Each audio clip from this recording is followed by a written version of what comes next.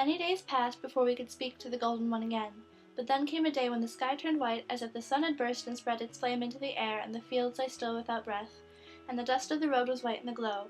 So the women of the field were weary, and they tarried over their work, and they were far from the road when we came, but the Golden One stood alone at the hedge, waiting. We stopped and we saw that their eyes, so hard and scornful to the world, were looking at us, as if they would obey any word we might speak. And we said, "We have given you a name in our thoughts, Liberty 53000. "What is our name?" they asked. "The Golden One." "Nor do we call you Equality 72521 when we think of you. What name have you given us?" They looked straight into our eyes, and they held their head high as they answered, "The Unconquered."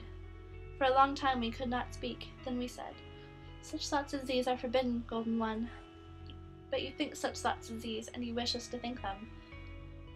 We looked into their eyes, and we could not lie.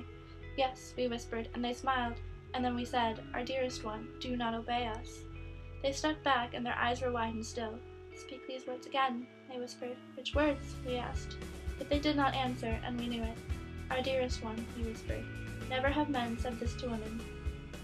The head of the Golden One bowed slowly, and they stood still before us, their arms at their sides and the palms of their hands turned to us as if their body were delivered in submission to our eyes, and we could not speak.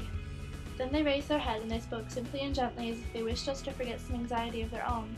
"The day is hot," they said, "and you have worked for many hours, and you must be weary." "No," we answered. "It is cooler in the fields," they said, "and there is water to drink." "Are you thirsty?" "Yes," we answered, "but we cannot cross the hedge." "We shall bring the water to you," they said. Then they knelt by the moat, and they gathered the water into their 2 hands, and they rose.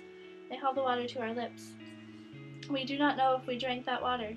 We only knew that suddenly their hands were empty, but that we were still holding our lips to their hands, and that they knew it, but they did not move.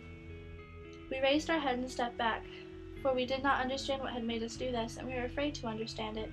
And the Golden One stepped back and stood looking upon their hands in wonder. Then the Golden One moved away, even though no others were coming, and they moved, stepping back as if they could not turn from us, their arms bent before them as if they could not lower their hands.